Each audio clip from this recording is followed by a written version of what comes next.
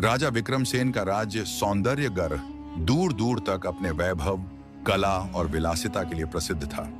संगमरमर से तराशे गए महलों की दीवारों पर रत्न जड़े थे। हर गलियारे में इत्र की खुशबू तैरती थी और कनीजों के पायल की छनक जैसे पूरे राज्य की नब्ज बन चुकी थी। राजा विक्रमसेन सिर्फ तलवार से नहीं, अपनी आंखों से भी दिल जीत लेते थे।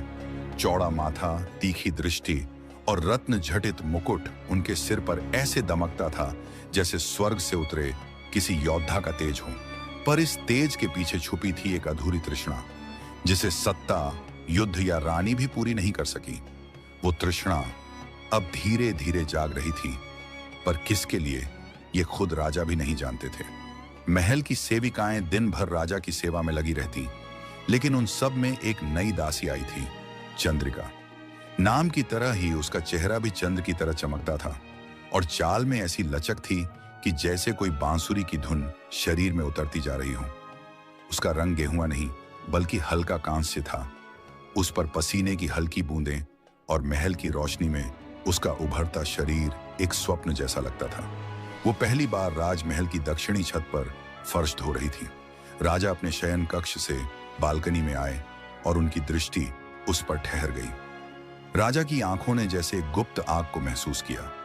वो झुककर झाड़ू लगा रही थी, बाल हल्के गीले थे और उसका घाघरा उसके घुटनों तक ऊपर था। उसकी कमर कुछ ज्यादा ही नर्म थी और जैसे ही उसने एक बार बालों को कान के पीछे किया, राजा की धड़कनों ने एक अलग ताल पकड़ ली। राजा को पहली बार किसी दासी ने इतना विचलित किया था। ये कौन है? उन्होंने अपनी सखा सेनापति विभास से पूछा। महाराज, नई आई है, नाम है चंद्रिका, हाल ही में पश्चिमी गांव से लाई गई है। बड़ी मेहनती है मगर थोड़ी सी ढीठ भी। राजा मुस्कुराए। ढीठ और खूबसूरत? दिल और तेज धड़कने लगा। उस रात राजा अपने शयन कक्ष में अकेले थे, लेकिन मन उस छवि में खोया था। चंद्रिका की नम आंखें, उसके भीगे वस्त्र और उसकी झुकी कमर। पहली बार उन्हें लगा कि जो प्यास उन्होंने वर्षों से छुपा रखी थी वो किसी ने अनजाने ही जगा दी है। और इधर चंद्रिका भी अचंभित थी। उसे महसूस हुआ था कि कोई उसे देख रहा है। और जब उसने पलट कर देखा था, राजा की आंखों का वो तीव्र ज्वार जैसे उसके रोम रोम में उतर गया था।